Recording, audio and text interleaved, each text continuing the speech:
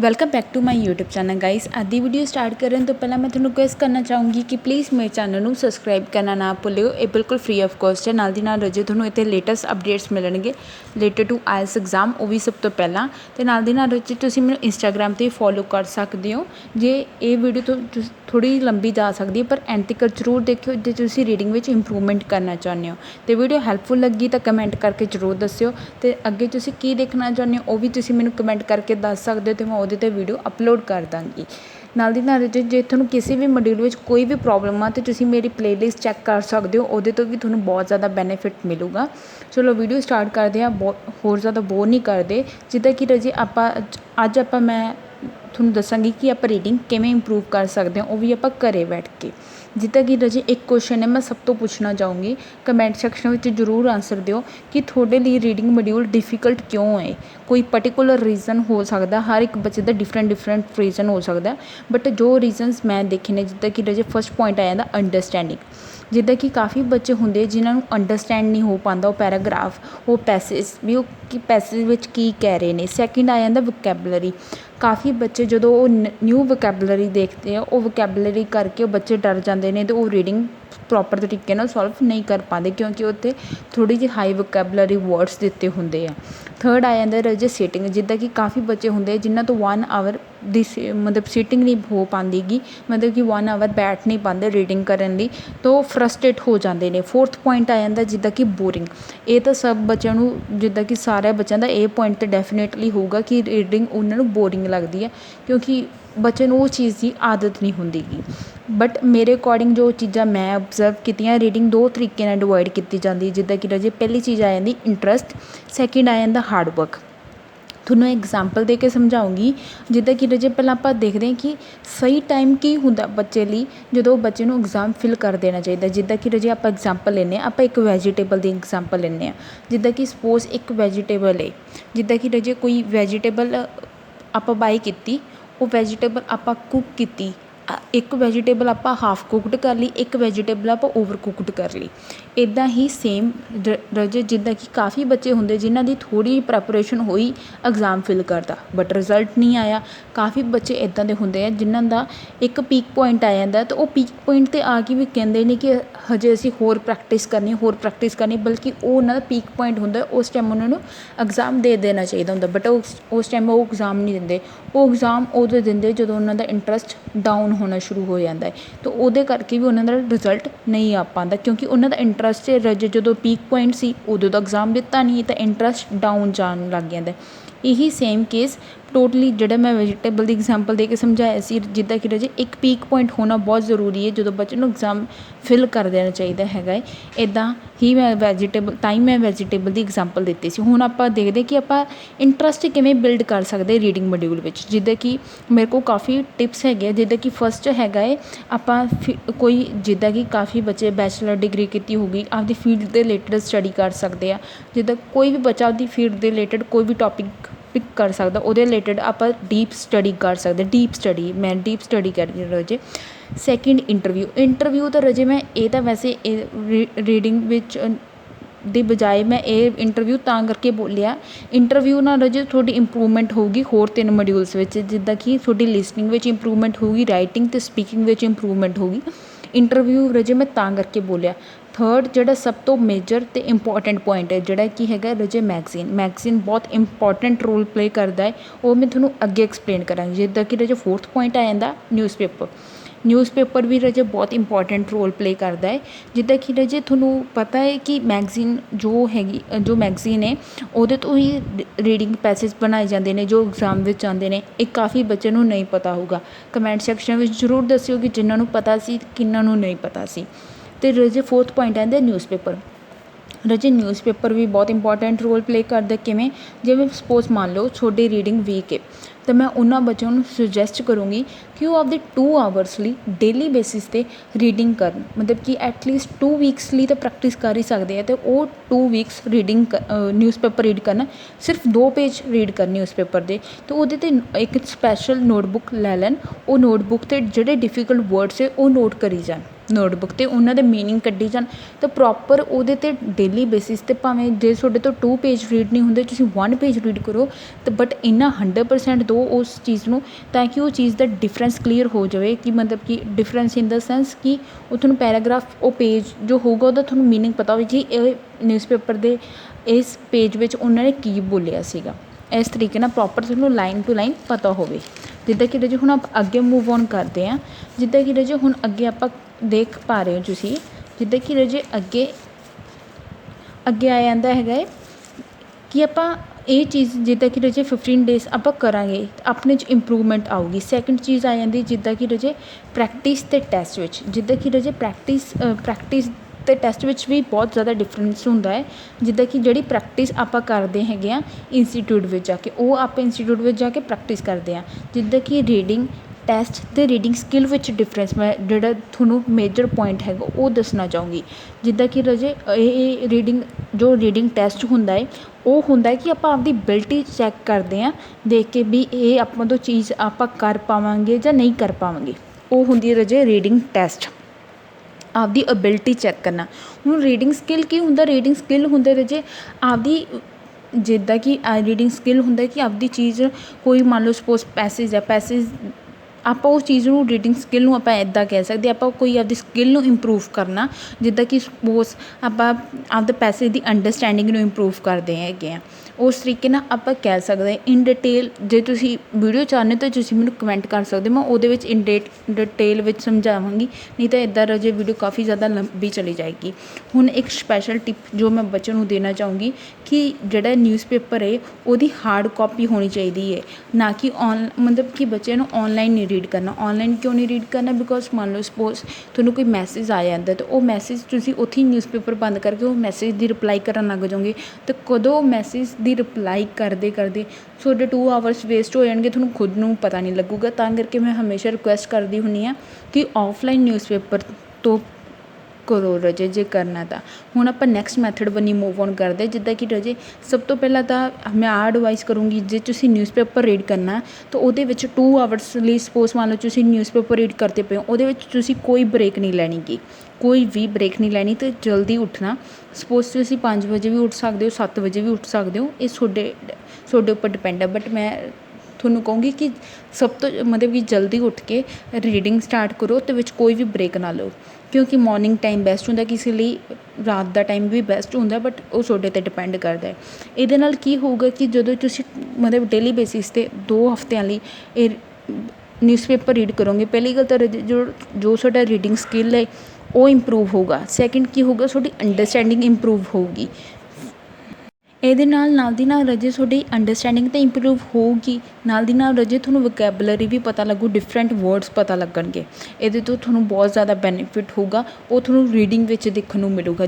ਜਦੋਂ ਕਿ ਇਹਦੇ ਨਾਲ ਜਦੋਂ ਤੁਸੀਂ ਆਹ ਸਾਰੀ ਚੀਜ਼ 2 ਹਫ਼ਤਿਆਂ ਲਈ ਕਰੋਗੇ ਉਸ ਤੋਂ ਬਾਅਦ ਤੁਸੀਂ ਨਾਲ ਦੀ ਨਾਲ ਰਾਜੇ ਰੀਡਿੰਗ ਪੈਸੇਜ ਬੰਨੀ ਮੂਵ ਔਨ ਹੋ ਜਾਓ। ਰੀਡਿੰਗ ਪੈਸੇਜ ਬੰਨੀ ਮੂਵ ਔਨ ਹੋਵੋਗੇ ਤਾਂ ਮੈਂ ਇੱਕ ਚੀਜ਼ ਕਹੂੰਗੀ ਕਿ ਪਹਿਲਾਂ ਇੱਕ ਰੀਡਿੰਗ ਪੈਸੇਜ ਲਓ ਉਹਦੇ 40 ਕੁਐਸਚਨਸ ਹੁੰਦੇ ਆ ਤਾਂ ਉਹ 1 ਘੰਟੇ ਵਿੱਚ ਸੋਲਵ ਕਰੋ ਇੱਕ ਰੀਡਿੰਗ ਪੈਸੇਜ। ਜਿਹੜੇ ਆਨਸਰਸ ਰੋਂਗ ਹੋਏ ਨੇ ਉਹ ਆਨਸਰਸ ਖੁਦ ਚੈੱਕ ਕਰੋ ਕਿ ਕਿਉਂ ਰੋਂਗ ਹੋਏ ਸੀ ਅਤੇ ਉਹ ਆਨਸਰਸ ਦੁਬਾਰਾ ਖੁਦ ਸੋਲਵ ਕਰੋ। ਆਨਸਰਸ ਬਿਨਾਂ ਚੈੱਕ ਕੀਤੇ ਆਨਸਰ ਕਿਸੇ ਤੋਂ ਹੋਰ ਤੋਂ ਚੈੱਕ ਕਰਵਾਓ ਤਾਂ ਉਹ ਆਨਸਰਸ ਚੈੱਕ ਕਰੋ ਮਤਲਬ ਕਿ ਕ੍ਰੋਸ ਚੈੱਕ ਕਰੋ ਕਿ ਵੀ ਉਹ ਆਨਸਰਸ ਕਿਉਂ ਰੋਂਗ ਹੋਏ ਉਹ ਕਿਹੜੇ ਉਹਨਾਂ ਨੇ ਟਰੈਪਸ ਯੂਜ਼ ਕੀਤੇ ਸੀਗੇ ਅਤੇ ਮੇਰਾ ਆਨਸਰ ਕਿਉਂ ਰੋਂਗ ਕੀਤਾ ਉਹਨਾਂ ਨੇ ਮਤਲਬ ਕਿ ਉਹਨਾਂ ਦਾ ਆਨਸਰ ਹੀ ਕਿਉਂ ਰਾਈਟ ਹੈਗਾ ਏ। ਅਤੇ ਰਾਜੇ ਇਹ ਚੀਜ਼ 'ਤੇ ਮੰਨ ਲਓ ਸਪੋਜ਼ ਤੁਹਾਨੂੰ 1 ਆਵਰ ਲੱਗਦਾ 2 ਆਵਰਸ ਲੱਗਦੇ 3 ਆਵਰਸ ਵੀ ਲੱਗਦੇ ਬਟ ਲਾਓ ਉਹ ਚੀਜ਼ ਦਾ ਤੁਹਾਨੂੰ ਬੈਨੀਫਿਟ ਹੋਊਗਾ। ਹੁਣ ਅੱਗੇ ਆਉਂਦਾ ਕਿ ਆਪਾਂ ਨੂੰ ਕਿਹੜਾ ਮੈਥਡ ਯੂਜ਼ ਕਰਨਾ ਚਾਹੀਦਾ ਹੈਗਾ ਰੀਡਿੰਗ ਵਿੱਚ ਅਤੇ ਕਿਹੜੇ ਕੁਐਸਚਨਸ ਆਪਾਂ ਨੂੰ ਪਹਿਲਾਂ ਸੋਲਵ ਕਰਨੇ ਚਾਹੀਦੇ ਹੈਗੇ। ਜਿੱਦਾਂ ਕਿ ਰਾਜੇ ਪਹਿਲਾਂ ਤਾਂ ਆਪਾਂ ਨੂੰ ਸਭ ਤੋਂ ਪਹਿਲਾਂ ਤਾਂ ਚੀਜ਼ ਆ ਜਾਂਦੀ ਕਿ ਆਪਾਂ ਨੂੰ ਕਿਵੇਂ ਸਟਾਰਟ ਕਰਨਾ ਚਾਹੀਦਾ। ਸਭ ਤੋਂ ਪਹਿਲਾਂ ਤਾਂ ਮੈਂ ਤੁਹਾਨੂੰ ਦੱਸੂੰਗੀ ਕਿ ਕੀਵਰਡਸ ਨੂੰ ਸਰਕਲ ਕਰੋ। ਕੀਵਰਡਸ ਕੁਛ ਵੀ ਹੋ ਸਕਦਾ ਜਿੱਦਾਂ ਕਿ ਈਵੈਂਟ ਦਾ ਨੇਮ ਮੰਥ। ਫਿਰ ਉਹ ਤੋਂ ਬਾਅਦ ਸਕਿਮ ਐਂਡ ਸਕੈਨ ਕਰੋ। ਸਕਿਮ ਐਂਡ ਸਕੈਨ ਕੀ ਹੁੰਦਾ ਜਿੱਦਾਂ ਕਿ ਰਾਜੇ ਸਕਿਮ ਕੀ ਹੁੰਦਾ ਜਿੱਦਾਂ ਕਿ ਆਪਾਂ ਫਸਟ ਪੈਰਾਗ੍ਰਾਫ ਪੂਰਾ ਰੀਡ ਕੀਤਾ ਉਹਦਾ ਜਦੋਂ ਆਪਾਂ ਨੂੰ ਸੈਂਟਰ ਆਈਡੀਆ ਪਤਾ ਲੱਗਦਾ ਵੀ ਉਹ ਕਿਸ ਚੀਜ਼ ਬਾਰੇ ਹੈਗਾ ਹੈ ਤਾਂ ਉਹਨੂੰ ਆਪਾਂ ਕਹਿ ਸਕਦੇ ਹਾਂ ਸਕਿਮ ਕਹਿੰਦੇ ਉਹਨੂੰ ਠੀਕ ਹੈ ਰਾਜੇ। ਉਹਦੇ ਵਿੱਚ ਆਪਾਂ ਕਾਫੀ ਲੋਕ ਕਹਿੰਦੇ ਕਿ first and last paragraph read ਕਰੋ ਉਸ ਪੈਰਾਗ੍ਰਾਫ ਦਾ ਮਤਲਬ ਕਿ ਜਿੱਦਾਂ ਕਿ ਮੰਨ ਲਓ ਸਪੋਜ਼ ਤੁਸੀਂ ਫਸਟ ਪੈਰਾਗ੍ਰਾਫ ਰੀਡ ਕਰਦੇ ਪਏ ਉਹਦੀ ਫਸਟ ਲਾਈਨ ਅਤੇ ਲਾਸਟ ਸੈਂਟੈਂਸ ਰੀਡ ਕਰ ਲਓ ਤੁਹਾਨੂੰ ਪਤਾ ਲੱਗ ਜਾਊਗਾ ਕਾਫੀ ਲੋਕ ਤਾਂ ਇਹ ਕਹਿੰਦੇ, ਬਟ ਮੈਂ ਤਾਂ ਹਮੇਸ਼ਾ ਕਹਿੰਦੀ ਹੁੰਦੀ ਕਿ ਤੁਸੀਂ ਫੁੱਲ ਪੈਰਾਗ੍ਰਾਫ ਰੀਡ ਕਰੋ। ਉਦੋਂ ਬਾਅਦ ਆ ਜਾਂਦਾ ਰਾਜੇ ਸਕੈਨਿੰਗ। ਇਹ ਮੈਥਡ ਵੀ ਮਤਲਬ ਕਿ ਯੂਜ਼ਫੁਲ ਹੁੰਦਾ ਹੈ, ਬਟ ਮੈਂ ਜ਼ਿਆਦਾਤਰ ਫੁੱਲ ਪੈਰਾਗ੍ਰਾਫ ਹੀ ਰੀਡ ਕਰਦੀ ਹੈਗੀ ਹਾਂ। ਉਦੋਂ ਬਾਅਦ ਆ ਜਾਂਦਾ ਕਿ ਸਕੈਨਿੰਗ ਕੀ ਹੁੰਦੀ ਹੈ ਕਿ you should know what you are looking for, ਜਿੱਦਾਂ ਕਿ ਕੀਵਰਡਸ। ਜਿੱਦਾਂ ਕਿ ਰਾਜੇ you have to look for one keyword, ਜਿੱਦਾਂ ਕਿ suppose if you look for multiple keywords then write that keyword on reading passage। ਜਿੱਦਾਂ ਕਿ ਰਾਜੇ ਮੈਂ ਇੱਕ ਐਗਜ਼ਾਮਪਲ ਦੇ ਕੇ ਸਮਝਾਉਂਦੀ ਹਾਂ। ਸਪੋਜ਼ ਮੰਨ ਲਓ ਤੁਹਾਡੇ ਫਾਦਰ ਨੇ ਤੁਹਾਨੂੰ ਕਿਹਾ ਕਿ ਇੱਕ ਪਰਸਨ ਹੈ ਆਪਣੇ ਘਰ, ਇੱਕ ਰਿਲੇਟਿਵ ਆ ਰਿਹਾ ਹੈ, ਉਹ ਰਿਲੇਟਿਵ ਨੂੰ ਤੁਸੀਂ ਲੈ ਕੇ ਆਉਣਾ ਹੈ ਕਿਸੇ ਜਗ੍ਹਾ ਤੋਂ, ਅਤੇ ਉਹ ਪਾਪਾ ਤੁਹਾਨੂੰ ਐਡਰੈਸ ਸੈਂਡ ਕਰਤਾ, ਤੁਸੀਂ ਉੱਥੇ ਚਲੇ ਗਏ, ਬਟ ਮਤਲਬ ਤੁਹਾਨੂੰ ਉਹ ਪਰਸਨ ਬਾਈ ਫੇਸ ਤੁਸੀਂ ਕਦੇ ਦੇਖਿਆ ਨਹੀਂ, ਨਾ ਹੀ ਉਹ ਪਰਸਨ ਨੇ ਤੁਹਾਨੂੰ ਕਦੇ ਦੇਖਿਆ ਹੈ। ਤਾਂ ਪਾਪਾ ਨੇ ਤੁਹਾਨੂੰ ਸਿਰਫ ਇੰਨਾ, ਤੁਹਾਡੇ ਫਾਦਰ ਨੇ ਸਿਰਫ ਤੁਹਾਨੂੰ ਇੰਨਾ ਦੱਸਿਆ ਕਿ ਉਹ ਪਰਸਨ ਦੇ ਔਰੇਂਜ ਕਲਰ ਦੀ ਟੀ ਸ਼ਰਟ ਪਾਈ ਹੋਗੀ। ਉੱਥੇ ਤੁਸੀਂ ਉਸ ਜਗ੍ਹਾ 'ਤੇ ਜਾ ਕੇ ਚੈੱਕ ਕਰੋਗੇ ਕਿ ਕਿੰਨੇ ਜਾਣੇ ਦੇ ਔਰੇਂਜ ਟੀ ਸ਼ਰਟ ਪਾਈ ਹੋਈ ਆ। ਉੱਥੋਂ ਰਾਜੇ ਤੁਹਾਨੂੰ ਪਤਾ ਲੱਗੂਗਾ ਕਿ 3 ਤੋਂ 4 ਜਾਣੇ ਦੇ ਔਰੇਂਜ ਟੀ ਸ਼ਰਟ ਪਾਈ ਹੋਈ ਹੈ, ਅਤੇ ਤੁਸੀਂ ਉੱਥੇ ਪਰਸਨ ਨੂੰ ਸਮਾਈਲ ਪਾਸ ਕਰੋਗੇ ਤਾਂ ਉਹ ਪਰਸਨ ਅੱਗੋਂ ਤੁਹਾਨੂੰ ਸਮਾਈਲ ਪਾਸ ਕਰੂਗਾ, ਤੁਹਾਨੂੰ ਉਹ ਤੋਂ ਹਿੰਟ ਹੋ ਜਾਊਗਾ, ਅਤੇ ਤੁਸੀਂ ਅੱਗੇ ਜਾ ਕੇ ਗੱਲ ਕਰੋਗੇ ਅਤੇ ਤੁਹਾਨੂੰ ਆਪਣੇ ਆਪ ਪਤਾ ਲੱਗ ਜਾਊਗਾ। ਉਹ ਹੁੰਦੀ ਹੈ ਰਾਜੇ ਸਕੈਨਿੰਗ। ਤੁਸੀਂ ਸਕੈਨ ਕੀਤਾ ਕਿ ਕਿੰਨੇ ਜਾਣੇ ਦੇ ਔਰੇਂਜ ਕਲਰ ਦੀ ਟੀ ਸ਼ਰਟ ਪਾਈ ਹੋਈ ਹੈ, ਇਹ ਹੁੰਦੀ ਪ੍ਰੋਪਰ ਸਕੈਨਿੰਗ। ਥੋੜ੍ਹੀ ਜਿਹੀ ਐਗਜ਼ਾਮਪਲ ਰੀਡਿੰਗ ਨਾਲ ਇੱਦਾਂ ਲਿੰਕ ਨਹੀਂ ਹੋਈ, ਬਟ ਇੱਦਾਂ ਮੈਂ ਸਮਝਾ ਰਹੀ ਸੀ। ਜਿੱਦਾਂ ਕਿ ਹੁਣ ਆਪਾਂ ਗੱਲ ਕਰਦੇ, ਪਹਿਲਾਂ ਆਪਾਂ ਨੂੰ ਈਜ਼ੀ ਪੈਸੇਜ ਦੇਖਣਾ ਚਾਹੀਦਾ। ਜਿੱਦਾਂ ਕਿ ਰਾਜੇ ਫਸਟ ਪੈਸੇਜ ਈਜ਼ੀ ਹੁੰਦਾ, ਫਸਟ ਪੈਸੇਜ 'ਤੇ ਆਪਾਂ 15 ਮਿੰਟਸ ਲਗਾ ਸਕਦੇ ਹਾਂ। ਸੈਕਿੰਡ ਪੈਸੇਜ ਮੋਡਰੇਟ ਹੁੰਦਾ, ਉਹਦੇ 'ਤੇ ਆਪਾਂ 20 ਮਿੰਟਸ ਲਗਾ ਸਕਦੇ ਹਾਂ। ਥਰਡ ਪੈਸੇਜ ਹਾਰਡ ਹੁੰਦਾ ਤਾਂ ਉਹਦੇ 'ਤੇ ਆਪਾਂ 25 ਮਿੰਟਸ ਲਗਾ ਸਕਦੇ ਹੈਗੇ ਹਾਂ। ਜਿੱਦਾਂ ਕਿ ਰਾਜੇ look for easy passage out of 3 passage look for easy one. ਜਿੱਦਾਂ ਕਿ ਰਾਜੇ ਹੁਣ ਕੋਈ ਵੀ ਜੇ ਮੰਨ ਲਓ ਸਪੋਜ਼ ਤੁਹਾਡਾ ਕੋਈ ਇੰਟਰਸਟ ਵਾਲਾ ਟੋਪਿਕ ਹੈਗਾ ਹੈ, ਜਾਂ ਰਿਸਰਚ 'ਤੇ ਟੋਪਿਕ ਆ ਗਿਆ, ਤੁਹਾਨੂੰ ਰਿਸਰਚ ਅਤੇ ਤੁਹਾਡੇ ਰਿਸਰਚ ਫੇਵਰੇਟ ਪਾਰਟ ਹੈ, ਅਤੇ ਤੁਸੀਂ ਰਿਸਰਚ ਵਾਲਾ ਟੋਪਿਕ ਪਹਿਲਾਂ ਕਰ ਸਕਦੇ ਹੋ। ਬਟ ਵੈਸੇ ਜ਼ਿਆਦਾਤਰ ਮੈਂ ਆਹ ਰਿਕੁਐਸਟ ਕਰਦੀ ਹੁੰਦੀ ਹਾਂ ਕਿ ਤੁਸੀਂ ਫਸਟ ਪੈਸੇਜ ਤੋਂ ਸਟਾਰਟ ਕਰੋ, ਬਟ ਜਿਨ੍ਹਾਂ ਨੂੰ ਇੱਦਾਂ ਲੱਗਦਾ ਕਿ ਉਹ ਪੈਸੇਜ ਈਜ਼ੀ ਹੈ, ਜਾਂ ਸੈਕਿੰਡ ਜਾਂ ਥਰਡ, ਤੁਸੀਂ ਉਹਦੇ ਤੋਂ ਵੀ ਸ਼ੁਰੂ ਕਰ ਸਕਦੇ ਹੋ। ਉਹ ਤੁਹਾਡੇ 'ਤੇ ਡਿਪੈਂਡ ਕਰਦਾ ਹੈਗਾ ਹੈ। ਜਿੱਦਾਂ ਕਿ ਰਾਜੇ ਹੁਣ ਥੋੜ੍ਹੇ ਜਿਹੇ ਕੀ ਹੁੰਦਾ ਕਿ ਜਿੱਦਾਂ ਕਿ ਇੱਕ ਚੀਜ਼ ਮੈਂ ਐਡਵਾਈਸ ਕਰੂੰਗੀ, ਜ਼ਿਆਦਾਤਰ ਕਾਫੀ ਬੱਚੇ ਹੁੰਦੇ ਆ ਕਿ ਥੋੜ੍ਹੇ ਜਿਹੇ ਪੈਸੇਜ ਇੱਦਾਂ ਆਉਂਦੇ ਜਿਹੜੇ ਰਿਸਰਚ 'ਤੇ ਆ ਗਏ, ਹਿਸਟਰੀ 'ਤੇ ਆ ਗਏ, ਉਹ ਬੱਚੇ ਨੂੰ ਬੋਰਿੰਗ ਲੱਗਦੇ ਆ, ਤਾਂ ਉਹ ਪੈਸੇਜ ਆਪਾਂ ਨੂੰ ਐਂਡ 'ਤੇ ਸੋਲਵ ਕਰਨੇ ਚਾਹੀਦੇ ਹੈਗੇ, ਕਿਉਂਕਿ ਉਹਦੇ ਵਿੱਚ ਆਪਣਾ ਪਹਿਲਾਂ ਇੰਟਰਸਟ ਹੈ ਨਹੀਂ, ਅਤੇ ਉਹ ਪੈਸੇਜ ਜੇ ਤੁਹਾਨੂੰ ਦੇਖਣ 'ਚ ਬੋਰਿੰਗ ਲੱਗ ਰਿਹਾ ਅਤੇ ਤੁਹਾਡਾ ਇੰਟਰਸਟ ਨਾ ਬਣ ਪਾਏ, ਜੇ ਮੰਨ ਲਓ ਥਰਡ ਨੰਬਰ 'ਤੇ ਪੈਸੇਜ ਆ, ਤਾਂ ਉਹ ਚੀਜ਼ ਨੂੰ ਐਂਡ 'ਤੇ ਸੋਲਵ ਕਰੋ। ਜਿਹੜੀ ਚੀਜ਼ ਤੁਹਾਨੂੰ ਡਿਫੀਕਲਟ ਲੱਗ ਰਹੀ ਹੈ ਉਹ ਚੀਜ਼ ਨੂੰ ਤੁਸੀਂ ਮਤਲਬ ਸਕਿਪ ਕਰ ਦਿਓ ਇੱਕ ਐਟ ਦਾ ਮੂਮੈਂਟ ਲਈ, ਬਟ ਜਿਹੜੇ ਈਜ਼ੀ ਪਾਰਟ ਹੈ ਪਹਿਲਾਂ ਉਹ ਵਾਲਾ ਸੋਲਵ ਕਰੋ। ਜਿੱਦਾਂ ਕਿ ਰਾਜੇ ਹੁਣ ਸਭ ਤੋਂ ਪਹਿਲਾਂ ਆ ਜਾਂਦਾ ਹੈ ਕਿ ਜਿਵੇਂ ਤੁਸੀਂ ਸਭ ਤੋਂ ਪਹਿਲਾਂ ਕਿਹੜੀ ਚੀਜ਼ 'ਤੇ ਟਾਈਮ ਇਨਵੈਸਟ ਕਰਨਾ ਚਾਹੀਦਾ। ਸਪੋਜ਼ ਮੰਨ ਲਓ ਪਹਿਲਾਂ ਲਿਸਟ ਆਫ ਹੈਡਿੰਗ ਦਿੱਤਾ ਹੋਇਆ ਹੈ, ਤਾਂ ਆਪਾਂ ਨੂੰ ਲਿਸਟ ਆਫ ਹੈਡਿੰਗ ਸੋਲਵ ਕਰਨਾ ਚਾਹੀਦਾ ਹੈ। ਜਿੱਦਾਂ ਕਿ ਰਾਜੇ ਲਿਸਟ ਆਫ ਹੈਡਿੰਗ ਕਿਉਂ ਕਰਨਾ ਚਾਹੀਦਾ ਹੈ, ਲਿਸਟ ਆਫ ਹੈਡਿੰਗ ਤਾਂ ਕਰਕੇ ਕਰਨਾ ਚਾਹੀਦਾ ਕਿਉਂਕਿ ਆਪਾਂ ਨੂੰ ਉੱਥੋਂ ਓਵਰਆਲ ਪਤਾ ਲੱਗ ਜਾਂਦਾ ਹਰ ਇੱਕ ਪੈਸੇਜ ਦਾ, ਆਪਾਂ ਉਹ ਪੈਸੇਜ ਪ੍ਰੋਪਰ ਡੀਪ ਰੀਡ ਕਰਦੇ ਹੈਗੇ ਆ, ਤਾਂ ਫਿਰ ਆਪਾਂ ਨੂੰ ਫਿਲਅਪਸ ਵੀ ਨਾਲ ਦੀ ਨਾਲ ਮਿਲ ਜਾਂਦੇ ਉਸ ਪੈਸੇਜ ਦੇ, ਫਿਰ ਆਪਾਂ ਨੂੰ ਟਰੂ ਫਾਲਸ ਵੀ ਮਿਲ ਜਾਂਦੇ ਹੈਗੇ ਆ। ਇਸ ਤਰੀਕੇ ਨਾਲ ਆਪਾਂ ਕੁਝ ਸੋਲਵ ਕਰ ਸਕਦੇ ਹਾਂ। ਜੇ ਲਿਸਟ ਆਫ ਹੈਡਿੰਗ ਪਹਿਲਾਂ ਹੀ ਗਲਤ ਹੋ ਰਿਹਾ, ਜੇ ਲਿਸਟ ਆਫ ਹੈਡਿੰਗ ਦਿੱਤੀ ਹੋਈ ਤਾਂ ਲਿਸਟ ਆਫ ਹੈਡਿੰਗ ਪਹਿਲਾਂ ਸਭ ਤੋਂ ਪਹਿਲਾਂ ਉਹ ਸੋਲਵ ਕਰੋ, ਕਿਉਂਕਿ ਤੁਹਾਨੂੰ ਬਾਅਦ 'ਚ ਤੁਹਾਡਾ ਟਾਈਮ ਜ਼ਿਆਦਾ ਵੇਸਟ ਨਹੀਂ ਹੋਊਗਾ। ਹੁਣ ਆਪਾਂ ਗੱਲ ਕਰਦੇ ਹਾਂ ਆਇਲਸ ਰੀਡਿੰਗ ਮਟੀਰੀਅਲ ਦੀ। ਜਿੱਦਾਂ ਕਿ ਰਾਜੇ ਪਹਿਲਾਂ ਤਾਂ ਸਭ ਤੋਂ ਪਹਿਲਾਂ ਤਾਂ ਜੋ ਚੀਜ਼ ਆਪਾਂ ਨੂੰ ਲੋੜ ਹੁੰਦੀ ਹੈ ਕਿ ਆਪਾਂ ਹਾਰਡ ਵਰਕ ਕਰੀਏ। ਹਾਰਡ ਵਰਕ ਕਰਨਾ ਬਹੁਤ ਜ਼ਿਆਦਾ ਇੰਪੋਰਟੈਂਟ ਹੈਗਾ ਹੈ। ਜੇ ਆਪਾਂ ਕਿਸੇ ਵੀ ਚੀਜ਼ ਲਈ ਆਪਾਂ ਹਾਰਡ ਵਰਕ ਨਹੀਂ ਕਰਾਂਗੇ ਤਾਂ ਆਪਾਂ ਕੁਛ ਵੀ ਨਹੀਂ ਕਰ ਪਾਵਾਂਗੇ। ਸੈਕਿੰਡ ਚੀਜ਼, ਆਪਾਂ ਐਕਸਕਿਊਜ਼ ਬਹੁਤ ਬਣਾਉਂਦੇ। ਐਕਸਕਿਊਜ਼ ਕਿਵੇਂ, ਜਿੱਦਾਂ ਕਿ ਹੁਣ 4:15 ਹੋਏ ਤਾਂ ਮੈਂ 4:30 'ਤੇ ਸਟਾਰਟ ਕਰਾਂਗਾ। ਜਿੱਦਾਂ ਕਿ ਰਾਜੇ ਆਪਾਂ ਨੂੰ ਇੱਕ ਗੋਲ ਸੈੱਟ ਕਰ ਲੈਣਾ ਚਾਹੀਦਾ ਹੈ। ਆਪਾਂ ਕੀ ਕਰਦੇ ਕਿ ਇੱਕ ਦੂਜੇ ਨਾਲ ਕੰਪੈਰੀਜ਼ਨ ਬਹੁਤ ਜ਼ਿਆਦਾ ਕਰਦੇ ਅਤੇ ਆਪਦੇ ਆਪ 'ਚ ਬਿਲੀਵ ਨਹੀਂ ਕਰਦੇ ਕਿ ਮੈਂ ਉਹ ਚੀਜ਼ ਕਰ ਪਾਊਂਗਾ ਕਿ ਨਹੀਂ ਕਰ ਪਾਊਂਗਾ। ਸਿਕਸਥ ਆ ਜਾਂਦਾ ਆਪਾਂ ਸ਼ਾਰਟਕਟਸ ਬਹੁਤ ਜ਼ਿਆਦਾ ਲੱਭਦੇ। ਸ਼ਾਰਟਕਟਸ ਇਨ ਦਾ ਸੈਂਸ ਕਿ ਟਰੂ ਫਾਲਸ ਲਈ ਕੋਈ ਟਿਪਸ ਐਂਡ ਟ੍ਰਿਕਸ ਕੋਈ ਦੱਸ ਦੇਵੇ। ਜਿੱਦਾਂ ਕਿ ਤੁਸੀਂ ਮੇਰੀ ਵੀਡੀਓਜ਼ ਵੀ ਟਿਪਸ ਐਂਡ ਟ੍ਰਿਕਸ ਲਈ ਵੇਖ ਰਹੇ ਹੋ, ਬਟ ਮੈਂ ਦੱਸਾਂਗੀ, ਬਟ ਉੱਦਾਂ ਆਪਾਂ ਜਿੱਦਾਂ ਕਿ ਕਾਫੀ ਲੋਕ, ਮੈਂ ਕਿਸੇ ਨੂੰ ਉੱਦਾਂ ਵੈਸੇ ਓਫੈਂਡ ਨਹੀਂ ਕਰ ਰਹੀ, ਬਟ ਕਾਫੀ ਲੋਕ ਇੱਦਾਂ ਸਰਚ ਕਰਦੇ ਨੇ ਕਿ ਟਰੂ ਫਾਲਸ ਲਈ ਆਹ ਵਾਲਾ ਵਰਡ ਆਇਆ ਤਾਂ ਟਰੂ ਹੋਊਗਾ, ਫਾਲਸ ਹੋਊਗਾ। ਕਾਫੀ ਬੱਚੇ ਉਹ ਵੀ ਟਿਪਸ ਐਂਡ ਟ੍ਰਿਕਸ ਯੂਜ਼ ਕਰਦੇ ਹੈਗੇ, ਉਹ ਸ਼ਾਰਟਕਟ ਮੈਥਡਸ ਯੂਜ਼ ਕਰਦੇ ਆ। ਜਿੱਦਾਂ ਕਿ ਰਾਜੇ ਆਪ ਨੂੰ ਕਦੇ ਵੀ ਗਿਵ ਅਪ ਨਹੀਂ ਕਰਨਾ ਚਾਹੀਦਾ। ਕਿ ਜਿੱਦਾਂ ਕਿ ਰਾਜੇ ਸਪੋਜ਼ ਮੈਨੂੰ ਕੱਲ੍ਹ ਮੈਨੂੰ ਕਮੈਂਟ ਆਏ ਸੀ ਕਿ ਮੈਮ ਮੇਰੇ 17 ਤੋਂ 18 ਕੁਐਸਚਨਸ ਹੀ ਸਹੀ ਹੁੰਦੇ ਆ, ਤਾਂ ਉਹ ਗਿਵ ਅਪ ਕਰ ਰਹੇ ਆ ਤਾਂ ਉਹਨਾਂ ਨੂੰ ਗਿਵ ਅਪ ਨਹੀਂ ਕਰਨਾ ਚਾਹੀਦਾ ਹੈਗਾ। ਜੇ ਉਹਨਾਂ ਨੂੰ ਮੰਥ ਹੋਇਆ ਤਾਂ ਤੁਸੀਂ 1 ਮੰਥ ਹੋਰ ਟਰਾਈ ਕਰਕੇ ਦੇਖੋ, ਮੇ ਬੀ ਤੁਹਾਡਾ ਰਿਜ਼ਲਟ ਆਉਣਾ ਸ਼ੁਰੂ ਹੋ ਜਾਵੇ। ਅਤੇ 8th ਚੀਜ਼ ਰਜੇ ਜੋ ਸਭ ਤੋਂ ਜ਼ਿਆਦਾ ਇੰਪੋਰਟੈਂਟ ਹੈ ਉਹ ਹੈਗੀ ਪੇਸ਼ੈਂਟਸ। ਆਪਦੇ ਆਪ 'ਚ ਪੇਸ਼ੈਂਸ ਲੈ ਕੇ ਆਉਣੀ ਬਹੁਤ ਜ਼ਿਆਦਾ ਇੰਪੋਰਟੈਂਟ ਹੈਗੀ। ਜੇ ਆਪਾਂ 'ਚ ਪੇਸ਼ੈਂਸ ਨਹੀਂ ਹੈਗੀ ਤਾਂ ਆਪਾਂ ਕੋਈ ਵੀ ਚੀਜ਼ ਅਚੀਵ ਨਹੀਂ ਕਰ ਪਾਵਾਂਗੇ ਆਪਦੀ ਲਾਈਫ ਵਿੱਚ। ਅਤੇ ਸਭ ਤੋਂ ਇੰਪੋਰਟੈਂਟ ਚੀਜ਼ ਆ ਜਾਂਦੀ ਕਿ ਆਪਾਂ ਆਪਦੇ ਆਪ ਨੂੰ ਨੈਕਸਟ 5 ਈਅਰਸ ਵਿੱਚ ਕਿੱਥੇ ਦੇਖਦੇ ਹੈਗੇ ਆ। ਇਹ ਕੁਐਸਚਨ ਦਾ ਮੈਨੂੰ ਆਨਸਰ ਜ਼ਰੂਰ ਦਿਓ ਕਮੈਂਟ ਸੈਕਸ਼ਨ ਵਿੱਚ। ਚਲੋ ਅੱਗੇ ਗੱਲ ਕਰਦੇ ਆਪਾਂ। ਜਿੱਦਾਂ ਕਿ ਜਿਹੜੇ ਰੋਂਗ ਆਨਸਰਸ ਹੈ ਉਹ ਬਿਨਾਂ ਕਿਸੇ ਟਾਈਮ ਲਿਮਿਟ ਤੋਂ ਕਰਨੇ ਚਾਹੀਦੇ, ਬਿਕੋਜ਼ ਜਿਹੜੀ ਅੰਡਰਸਟੈਂਡਿੰਗ ਹੀ ਰਜੇ ਕੀ ਹੈਗੀ ਹੈ ਤੁਹਾਡੇ ਰੀਡਿੰਗ ਲਈ। ਜਿੱਦਾਂ ਕਿ ਰਜੇ ਤੁਹਾਨੂੰ ਟਰੈਪਸ ਬਾਰੇ ਪਤਾ ਲੱਗੂਗਾ, ਨਾਲ ਦੀ ਨਾਲ ਰਜੇ ਤੁਹਾਨੂੰ ਕੰਪਲੈਕਸ ਸਟਰਕਚਰਸ ਬਾਰੇ ਵੀ ਪਤਾ ਲੱਗੂਗਾ। ਉਹ ਤੋਂ ਬਾਅਦ ਹੁਣ ਆਪਾਂ ਗੱਲ ਕਰਦੇ ਹਾਂ ਕਿ ਆਪਾਂ ਨੂੰ ਨੋਵਲਸ ਅਤੇ ਆਰਟੀਕਲਸ ਰੀਡ ਕਰਨੇ ਚਾਹੀਦੇ, ਕਿਉਂਕਿ ਆਪਾਂ ਨੂੰ ਉੱਥੇ ਇੰਟਰਸਟਿੰਗ ਚੀਜ਼ਾਂ ਪਤਾ ਲੱਗਦੀਆਂ ਹੈਗੀਆਂ। ਆਪਾਂ ਨੂੰ ਨੌਲੇਜ ਮਿਲਦੀ ਡਿਫਰੈਂਟ ਫੀਲਡ ਬਾਰੇ, ਅਤੇ ਆਪਣਾ ਜਿਹੜਾ ਰਜੇ ਕੰਸਨਟਰੇਸ਼ਨ ਲੈਵਲ ਹੁੰਦਾ ਉਹ ਵੀ ਵਧੀਆ ਹੋ ਜਾਂਦਾ। ਅਤੇ ਆਪਾਂ ਨੂੰ ਐਟਲੀਸਟ 2 ਆਵਰਸ ਡੇਲੀ ਬੇਸਿਸ 'ਤੇ ਸਪੈਂਡ ਕਰਨੇ ਚਾਹੀਦੇ ਆ। ਤੁਸੀਂ ਨੋਵਲਸ ਵੀ ਰੀਡ ਕਰ ਸਕਦੇ ਹੋ, ਆਰਟੀਕਲਸ ਵੀ ਰੀਡ ਕਰ ਸਕਦੇ ਹੋ, ਨਹੀਂ ਤਾਂ ਤੁਸੀਂ ਨਿਊਜ਼ਪੇਪਰ 'ਤੇ ਵੀ ਟਾਈਮ ਸਪੈਂਡ ਕਰ ਸਕਦੇ ਹੋ। ਬਟ ਸਭ ਤੋਂ ਇੰਪੋਰਟੈਂਟ ਚੀਜ਼ ਹੈਗੀ ਆ ਕਿ ਰਜੇ ਕੰਸਿਸਟੈਂਟ ਡੇਲੀ ਬੇਸਿਸ 'ਤੇ ਕਰਨੀ ਹੀ ਕਰਨੀ, ਭਾਵੇਂ ਜੋ ਮਰਜ਼ੀ ਹੋ ਜਾਵੇ। ਹੁਣ ਆਪਾਂ ਗੱਲ ਕਰਦੇ ਹਾਂ ਕਿ ਆਪਾਂ 7.5 ਸਕੋਰਸ ਕਿਵੇਂ ਲੈ ਕੇ ਆ ਸਕਦੇ ਹੈਗੇ ਰੀਡਿੰਗ ਵਿੱਚ। ਜਿੱਦਾਂ ਕਿ ਰਜੇ ਮੈਂ ਇੱਕ ਐਗਜ਼ਾਮਪਲ ਦੇ ਕੇ ਤੁਹਾਨੂੰ ਦੱਸੂੰਗੀ ਕਿ ਕਾਫੀ ਬੱਚੇ ਇੱਦਾਂ ਦੇ ਵੀ ਹੁੰਦੇ ਆ ਜਿਹਨਾਂ ਦੇ ਮਤਲਬ ਕਿ ਇੱਕ ਮੈਕਸੀਮਮ 2 ਵੀਕਸ ਜਾਂ 3 ਵੀਕਸ ਲਗਾਉਂਦੇ ਤਾਂ ਉਹਨਾਂ ਦੇ ਸਕੋਰ ਆ ਜਾਂਦੇ ਆ। ਅਤੇ ਕੁਛ ਬੱਚੇ ਇੱਦਾਂ ਦੇ ਵੀ ਹੁੰਦੇ ਉਹਨਾਂ ਨੂੰ 2 ਮੰਥਸ ਹੋ ਚੁੱਕੇ ਹੁੰਦੇ, 3 ਮੰਥਸ ਹੋ ਚੁੱਕੇ ਹੁੰਦੇ, ਉਹਨਾਂ ਦੇ ਸਕੋਰ ਨਹੀਂ ਆ ਪਾਉਂਦੇ। ਤਾਂ ਉਹਨਾਂ ਦਾ ਡਿਫਰੈਂਸ ਕੀ ਹੁੰਦਾ ਕਿ ਉਹਨਾਂ ਦਾ ਡਿਫਰੈਂਸ ਸਟਾਰਟਿੰਗ ਤੋਂ ਹੁੰਦਾ ਰਜੇ। ਜਿਹੜੇ ਕੁਛ ਬੱਚੇ ਜਿਨ੍ਹਾਂ ਦੇ ਸਕੋਰ ਆ ਜਾਂਦੇ ਆ ਉਹਨਾਂ ਦਾ ਕੀ ਹੁੰਦਾ ਕਿ ਉਹਨਾਂ ਦੇ ਰੀਡਿੰਗ ਉਹਨਾਂ ਨੂੰ ਇੰਨੀ ਡਿਫੀਕਲਟ ਨਹੀਂ ਲੱਗਦੀ, ਕਿਉਂਕਿ ਸਟਾਰਟਿੰਗ 'ਤੇ ਉਹਨਾਂ ਦਾ ਜਿਹੜਾ ਬੇਸ ਹੁੰਦਾ ਉਹ ਬੇਸ ਬਹੁਤ ਜ਼ਿਆਦਾ ਸਟਰੋਂਗ ਹੁੰਦਾ ਹੈ। ਤਾਂ ਜਿੱਦਾਂ ਕਿ ਬੇਸ ਤਾਂ ਸਟਰੋਂਗ ਹੁੰਦਾ ਹੀ ਹੈ, ਨਾਲ ਦੀ ਨਾਲ ਰਜੇ ਜੋ ਹੋਰ ਚੀਜ਼ਾਂ ਆ ਜਾਂਦੀਆਂ ਉਹ ਹੁੰਦੀਆਂ ਕਿ ਉਹਨਾਂ ਦਾ ਜਿਹੜਾ ਬੋਰਡ, ਜਿੱਦਾਂ ਕਿ ਕਾਫੀ ਬੱਚੇ ਪੰਜਾਬ ਬੋਰਡ ਤੋਂ ਪੜ੍ਹੇ ਹੁੰਦੇ ਅਤੇ ਕਾਫੀ ਬੱਚੇ IC ਬੋਰਡ ਤੋਂ ਪੜ੍ਹੇ ਹੁੰਦੇ ਆ। ਤਾਂ ਉਹਦੇ ਕਰਕੇ ਡਿਫਰੈਂਸ ਆ ਜਾਂਦਾ, ਕਿਉਂਕਿ ਉਹਨਾਂ ਦੀ ਸਟੱਡੀ ਡਿਫੀਕਲਟ ਹੁੰਦੀ ਹੈ ਐਜ਼ ਕੰਪੇਅਰ ਟੂ ਹੋਰ ਬੋਰਡ ਵਾਲੇ ਬੱਚਿਆਂ ਨਾਲ। ਇਹ ਚੀਜ਼ ਆ ਜਾਂਦੀ ਤਾਂ ਉਹਨਾਂ ਨੂੰ ਇਨ ਡੀਪ ਸਟੱਡੀ ਹੁੰਦੀ, ਉਹਨਾਂ ਦੀ ਕਾਫੀ ਜ਼ਿਆਦਾ ਡਿਫੀਕਲਟ ਸਟੱਡੀ ਹੁੰਦੀ ਆ।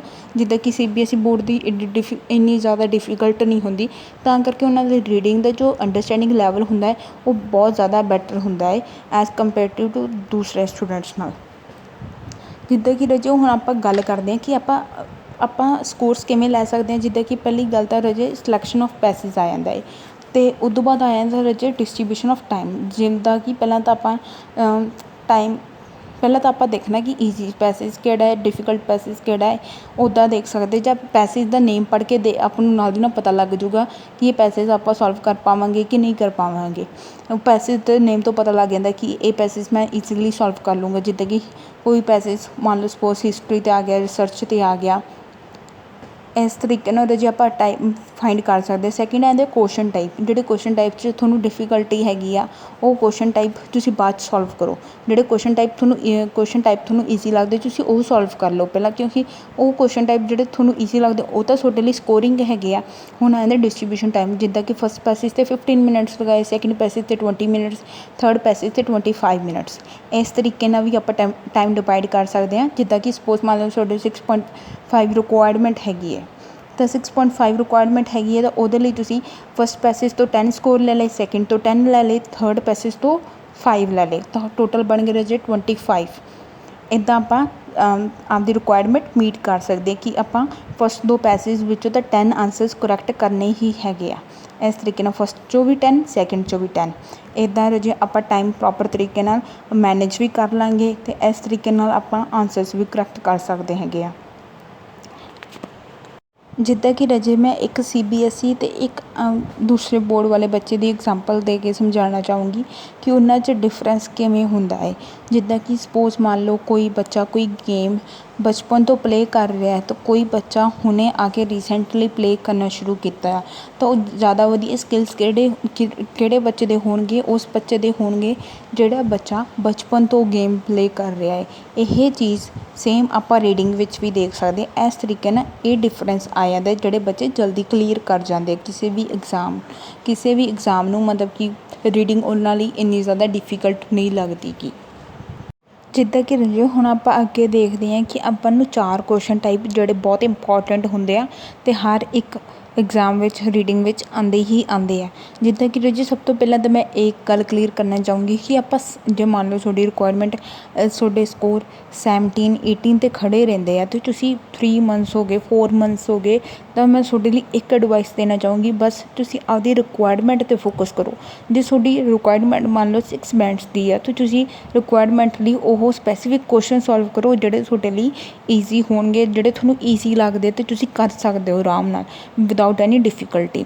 ਜਿੱਦਾਂ ਕਿ ਰਾਜੇ ਲਿਸਟ ਆਫ ਹੈਡਿੰਗ ਹਰ ਇੱਕ ਪੈਸੇਜ ਵਿੱਚ ਆਉਂਦੇ ਹੀ ਆਉਂਦੇ ਆ। ਟਰੂ ਫਾਲਸ, ਬਲੈਂਕਸ, ਇਹ ਸਾਰੇ ਕੁਐਸਚਨਸ ਤਾਂ ਆਉਂਦੇ ਹੀ ਆਉਂਦੇ। ਫਾਈਂਡ ਦਾ ਇਨਫੋਰਮੇਸ਼ਨ, ਇਹ 4 ਕੁਐਸਚਨ ਟਾਈਪ ਤਾਂ ਰਾਜੇ ਆਉਂਦੇ ਹੀ ਆਉਂਦੇ ਆ। ਨਾਲ ਯੈਸ ਨੋ ਨੋਟ ਗਿਵਨ, ਇਹ ਵੀ ਰਾਜੇ ਇਹ 4-5 ਟਾਈਪ ਦੇ ਕੁਐਸਚਨ ਟਾਈਪ ਤਾਂ ਆਉਂਦੇ ਹੀ ਆਉਂਦੇ। ਅਤੇ ਇਹ ਕੁਐਸਚਨ ਨੂੰ ਇੰਨੇ ਪਰਫੈਕਟ ਕਰ ਲਓ ਕਿ ਤੁਹਾਡੇ ਆਨਸਰਸ ਇਹਨਾਂ ਦੇ ਸਹੀ ਹੀ ਹੋਣ ਤਾਂ ਕਿ ਤੁਹਾਡੀ ਰਿਕੁਆਇਰਮੈਂਟ ਕੰਪਲੀਟ ਹੋ ਜਾਵੇ। ਇਹ ਸਾਰੇ ਕੁਐਸਚਨ ਟਾਈਪਸ ਨੇ ਰਾਜੇ ਜੋ ਹਰ ਇੱਕ ਰੀਡਿੰਗ ਪੈਸੇਜ ਵਿੱਚ ਆਉਣੇ, ਅਤੇ ਕਾਫੀ ਬੱਚੇ ਇਹ ਕੁਐਸਚਨ ਟਾਈਪ ਹੀ ਗਲਤ ਕਰਦੇ ਨੇ। ਜਿੱਦਾਂ ਕਿ ਰਾਜੇ ਹੁਣ ਆਪਾਂ ਅੱਗੇ ਦੇਖਦੇ ਹਾਂ ਆਇਲਸ 9 ਬੈਂਡ ਪ੍ਰੈਪਰੇਸ਼ਨ। ਜਿੱਦਾਂ ਕਿ ਪ੍ਰੈਪਰੇਸ਼ਨ ਦੇ ਵਕਤ ਜਿਨ੍ਹਾਂ ਦੇ 9 ਬੈਂਡ ਆਉਂਦੇ ਆ ਉਹਨਾਂ ਵਿੱਚ ਕੀ ਹੁੰਦਾ ਹੈ ਐਜ਼ ਕੰਪੈਰਟਿਵ ਟੂ ਦੂਸਰੇ ਸਟੂਡੈਂਟਸ ਨੂੰ। ਜਿੱਦਾਂ ਕਿ ਰਾਜੇ ਆਪਾਂ ਇਫੈਕਟਿਵਲੀ ਕਿਵੇਂ ਸਟੱਡੀ ਕਰ ਸਕਦੇ ਹਾਂ ਅਤੇ ਕਿਵੇਂ ਆਪਾਂ ਸਮਾਰਟਲੀ ਵਰਕ ਕਰ ਸਕਦੇ ਹਾਂ। ਸਭ ਤੋਂ ਪਹਿਲਾਂ ਤਾਂ ਰਾਜੇ ਜਿਨ੍ਹਾਂ ਬੱਚਿਆਂ ਦੇ 9 ਬੈਂਡ ਸਕੋਰਸ ਆਉਂਦੇ ਆ ਉਹ ਕਲੀਅਰ ਹੁੰਦੇ ਆ। ਜਿੱਦਾਂ ਕਿ ਫੋਰ ਐਗਜ਼ਾਮਪਲ ਉਹ ਇੱਕ ਹੀ ਚੀਜ਼ 'ਤੇ ਫੋਕਸ ਕਰਦੇ ਉਸ ਟਾਈਮ, ਉਹਨਾਂ ਨੂੰ ਪਤਾ ਹੁੰਦਾ ਕਿ ਇਸ ਟਾਈਮ ਮੈਂ ਐਗਜ਼ਾਮ ਕਲੀਅਰ ਕਰਨਾ ਹੈ ਤਾਂ ਮਤਲਬ ਕਰਨਾ ਹੀ ਹੈ। ਸੈਕਿੰਡ ਆ ਜਾਂਦਾ ਕਿ ਐਕਸਕਿਊਜ਼, ਉਹਨਾਂ ਕੋਲ ਕੋਈ ਐਕਸਕਿਊਜ਼ ਨਹੀਂ ਹੁੰਦਾ ਗਾ ਕਿ ਮੈਂ ਇਹ ਵੀ ਕੰਮ ਕਰਨਾ ਉਹ ਵੀ ਕਰਨਾ ਹੈ, ਮੈਂ ਇਹ ਕੰਮ ਬਾਅਦ 'ਚ ਕਰ ਲੂੰਗਾ ਜਾਂ ਇਹ ਕੰਮ ਹੁਣ ਕਰ ਲੈਂਦਾ ਦੂਸਰਾ ਕੰਮ ਮੈਂ ਛੱਡ ਦਿੰਦਾ ਹੈ। ਥਰਡ ਚੀਜ਼ ਆ ਜਾਂਦੀ ਹੈ ਡਿਸਟਰੈਕਟ, ਉਹ ਕਦੇ ਵੀ ਡਿਸਟਰੈਕਟ ਨਹੀਂ ਹੁੰਦੇ ਕਿਸੇ ਵੀ ਚੀਜ਼ ਤੋਂ, ਕਿਸੇ ਦੇ ਵੀ ਓਪੀਨੀਅਨ ਤੋਂ, ਤੂੰ ਇੱਦਾਂ ਕਰ ਲਾ ਤੂੰ ਇੱਦਾਂ ਕਰ ਲਾ। ਜਿੱਦਾਂ ਕਿ ਰਾਜੇ ਕਾਫੀ ਬੱਚੇ ਤਾਂ ਇੱਦਾਂ ਡਿਸਟਰੈਕਟ ਹੋ ਜਾਂਦੇ ਕਿ ਉਹ ਆਪਦਾ ਫੋਨ ਜਿੱਦਾਂ ਕਿ ਉਹ ਫੋਨ 'ਤੇ ਮੈਸੇਜ ਆਇਆ ਨਾਲ ਦੀ ਨਾਲ ਡਿਸਟਰੈਕਟ ਹੋ ਗਏ।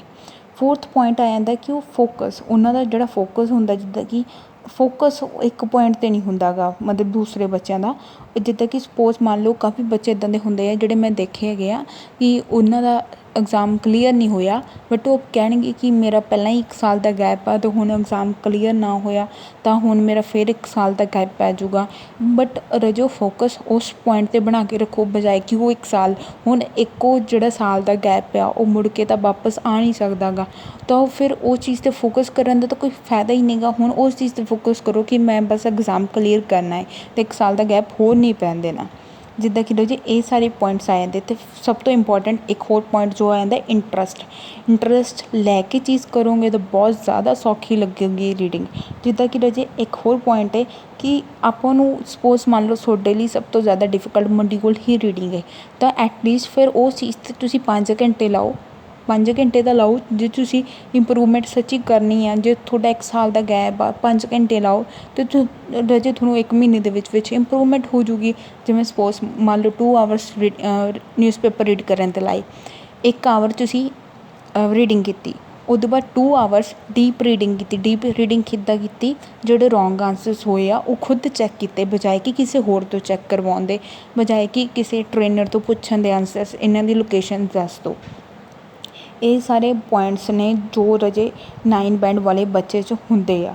ਜਿੱਦਾਂ ਕਿ ਰਾਜੇ ਹੁਣ ਆਪਾਂ ਅੱਗੇ ਗੱਲ ਕਰਦੇ ਹਾਂ ਜਿੱਦਾਂ ਕਿ ਆਪਾਂ ਸਮਾਰਟ ਵਰਕ ਕਿਵੇਂ ਕਰ ਸਕਦੇ ਹਾਂ। ਮੈਂ ਤੁਹਾਡੇ ਤੋਂ ਕੁਐਸਚਨ ਪੁੱਛਦੀ ਹਾਂ ਕਿ ਆਪਾਂ ਰੀਡਿੰਗ ਟੈਸਟ ਕਰ ਕਰਕੇ ਤੁਹਾਨੂੰ ਲੱਗਦਾ ਕਿ ਵਧੀਆ ਸਕੋਰ ਕਰ ਲਾਂਗੇ? ਮੈਨੂੰ ਤਾਂ ਨਹੀਂ ਲੱਗਦਾ ਗਾ। ਜਿੱਦਾਂ ਕਿ ਰਾਜੇ ਇਹਦੇ ਵਿੱਚ ਕਾਫੀ ਚੀਜ਼ਾਂ ਆ ਜਾਂਦੀਆਂ। ਫਸਟ ਚੀਜ਼ ਆ ਜਾਂਦੀ ਅੰਡਰਸਟੈਂਡਿੰਗ, ਆਪਣੀ ਅੰਡਰਸਟੈਂਡਿੰਗ ਵਧੀਆ ਹੋਣੀ ਚਾਹੀਦੀ ਹੈ। ਸੈਕਿੰਡ ਕਿ ਆਪਾਂ ਨਾਵਲ ਰੀਡ ਕਰੀਏ ਜਾਂ ਨਿਊਜ਼ਪੇਪਰ ਦੀ ਜੋ ਵੋਕੈਬੂਲਰੀ ਹੈ ਉਹ ਆਪਣੀ ਇੰਨੀ ਵਧੀਆ ਹੈਗੀ ਹੈ। ਥਰਡ ਚੀਜ਼ ਆ ਜਾਂਦੀ ਰਾਜੇ ਆਪਣੀ ਸਪੀਡ, ਆਪਾਂ ਨੂੰ ਟਾਈਮ ਮੈਨੇਜ ਕਰਨਾ ਆਉਂਦਾ। ਆਪਣੇ 3 ਪੈਸਿਸ ਹੋ ਜਾਂਦੇ ਨੇ ਟਾਈਮ 'ਤੇ ਮਤਲਬ 60 ਮਿੰਟਸ ਵਿੱਚ। ਆਪਾਂ ਕੰਸਿਸਟੈਂਟ ਹੈਗੇ ਹਾਂ ਉਹ 15 ਡੇਜ਼ ਲਈ ਉਹ ਚੀਜ਼ ਵਾਸਤੇ। ਜਿੱਦਾਂ ਕਿ ਰਾਜੇ ਸਭ ਤੋਂ ਪਹਿਲਾਂ ਤਾਂ ਆਪਾਂ ਨੂੰ ਚੀਜ਼ ਹੁੰਦੀ ਹੈ ਕਿ ਆਪਾਂ ਉਹ ਚੀਜ਼ ਨੂੰ ਸਮਝੀਏ ਬਜਾਏ ਕਿ ਆਪਾਂ ਦੇਖਦੇ ਹਾਂ। ਜਿੱਦਾਂ ਕਿ ਕੁਐਸਚਨ ਦੀ ਆਪਾਂ ਸਮਟਾਈਮਸ ਕੀ ਹੁੰਦਾ ਕਿ ਕਾਫੀ ਬੱਚੇ ਤਾਂ ਇੱਦਾਂ ਦੇ ਹੁੰਦੇ ਆ ਕੁਐਸਚਨ ਅੱਧਾ ਪੜ੍ਹਿਆ ਨਹੀਂ, ਉਹ ਕੁਐਸਚਨ ਦੀ ਡਿਮਾਂਡ ਹੀ ਨਹੀਂ ਸਮਝਦੇ ਵੀ ਕੁਐਸਚਨ ਵਿੱਚ ਪੁੱਛਿਆ ਕੀ ਹੋਇਆ। ਅੱਧਾ ਕੁਐਸਚਨ ਪੜ੍ਹਿਆ ਨਾਲ ਦੀ ਨਾਲ ਅੱਧਾ ਕੁਐਸਚਨ ਦਾ ਆਨਸਰ ਫਾਈਂਡ ਕਰਨ ਲੱਗ ਜਾਂਦੇ ਆ। ਉਹਦੇ ਕਰਕੇ ਆਪਣਾ ਆਨਸਰਸ ਰੋਂਗ ਹੋ ਜਾਂਦਾ। ਅਤੇ ਆਪਾਂ ਇੱਕ ਸਪੂਨ ਫੀਡਿੰਗ ਲਈ ਬਹੁਤ ਜ਼ਿਆਦਾ ਭਰਦੇ ਹਾਂ ਕਿ ਆਪਾਂ 60 ਮਿੰਟਸ ਵਿੱਚ 40 ਕੁਐਸਚਨ ਸੋਲਵ ਕਰਨੇ ਸੀ, 20 ਕੁਐਸਚਨ ਸਹੀ ਗਏ, 20 ਕੁਐਸਚਨ ਰੋਂਗ ਗਏ, ਅਤੇ ਮੈਮ ਉਹਨਾਂ ਦੀ ਸਪੂਨ ਫੀਡਿੰਗ ਕਰਵਾ ਦਿਓ। ਸਪੂਨ ਫੀਡਿੰਗ ਕਿੱਦਾਂ ਕਿ ਆਪਾਂ ਕਿਸੇ ਇੰਸਟੀਟਿਊਟ ਵਿੱਚ ਲੱਗੇ ਹੋਏ ਹਾਂ ਤਾਂ ਆਪਾਂ ਉਹਨਾਂ ਨੂੰ ਕਹਿੰਦੇ ਹਾਂ ਕਿ ਮੈਮ ਮੈਨੂੰ ਦੱਸ ਦਿਓ ਮੇਰਾ ਆਨਸਰ ਰੋਂਗ ਕਿਉਂ ਹੈਗਾ ਏ, ਉਹਨਾਂ ਦੀ ਲੋਕੇਸ਼ਨ ਦੱਸ ਦਿਓ। ਉਹ ਲੋਕੇਸ਼ਨ ਉਹ ਟੀਚਰ ਨੂੰ ਦੱਸਣ ਦਾ ਤਾਂ ਕੋਈ ਬੈਨੀਫਿਟ ਨਹੀਂ ਹੋਊਗਾ, ਉਹਨਾਂ ਨੂੰ ਤਾਂ ਬਸ ਸੈਲਰੀ ਮਿਲਣੀ ਹੈ। ਜੇ ਤੁਹਾਨੂੰ ਕੀ ਬੈਨੀਫਿਟ ਹੋ ਰਿਹਾ, ਉਹ ਆਨਸਰਸ ਤੁਸੀਂ ਖੁਦ ਫਾਈਂਡ ਕਰੋ। ਉਹਨਾਂ ਦਾ ਤੁਹਾਨੂੰ ਖੁਦ ਨੂੰ ਟਰੈਪਸ ਪਤਾ ਲੱਗਣਗੇ ਕਿ ਉਹਨਾਂ ਦੇ ਪਿੱਛੇ ਕੀ ਟਰੈਪਸ ਯੂਜ਼ ਕੀਤੇ ਹੋਏ ਆ, ਅਤੇ ਤੁਹਾਨੂੰ ਆਪਣੇ ਆਪ ਇੰਪਰੂਵਮੈਂਟ ਹੋਊਗੀ। ਜਿੱਦਾਂ ਕਿ ਰਾਜੇ ਹੁਣ ਆਪਾਂ ਅੱਗੇ ਕਰਦੇ ਹਾਂ, ਰੀਡਿੰਗ ਵਿੱਚ 2 ਚੀਜ਼ਾਂ ਆਉਂਦੀਆਂ ਹੈ, ਇੱਕ ਆਉਂਦਾ ਪ੍ਰੋਡਕਟਿਵ ਸਕਿੱਲ, ਇੱਕ ਆਉਂਦਾ ਰਿਸੈਪਟਿਵ ਸਕਿੱਲ।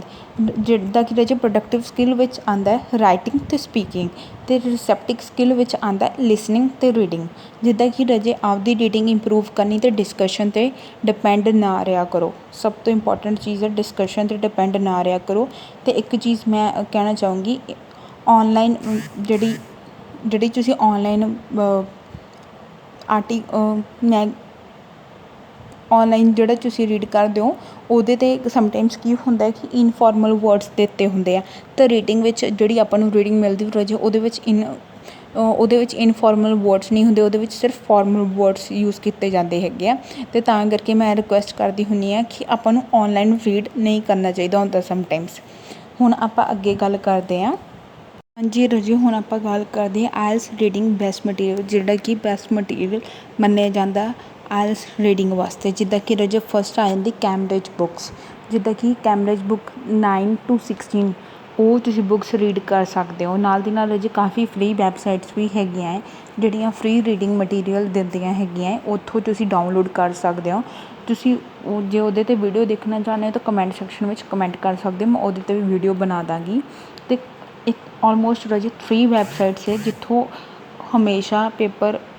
ਹਮੇਸ਼ਾ ਤਾਂ ਨਹੀਂ ਕਹਿ ਸਕਦੇ, ਮਤਲਬ ਕਿ ਮੋਸਟਲੀ ਉੱਥੋਂ ਐਗਜ਼ਾਮ ਰੀਡਿੰਗ ਪੈਸਿਜ ਆਉਂਦੇ ਹੈਗੇ ਆ।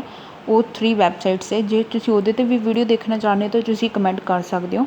ਸੈਕਿੰਡ ਚੀਜ਼ ਆ ਜਾਂਦੀ ਰਾਜੇ ਮੈਗਜ਼ੀਨ ਮੈਂ ਪਹਿਲਾਂ ਹੀ ਦੱਸ ਚੁੱਕੀ ਹਾਂ, ਇੱਕ ਬੈਸਟ ਵੇ ਹੈ ਆਪਦੀ ਰੀਡਿੰਗ ਨੂੰ ਇੰਪਰੂਵ ਕਰਨ ਦਾ, ਅਤੇ ਉੱਥੋਂ ਹੀ ਰੀਡਿੰਗ ਪੈਸਿਜ ਬਣਾਏ ਜਾਂਦੇ। ਥਰਡ ਨਿਊਜ਼ਪੇਪਰ ਦਾ ਵੀ ਰਾਜੇ ਮੈਂ ਦੱਸ ਚੁੱਕੀ ਹਾਂ। ਫੋਰਥ ਹੈਗਾ ਵਿਕੀਪੀਡੀਆ ਤੋਂ ਵੀ ਪੜ੍ਹ ਸਕਦੇ ਹੋ।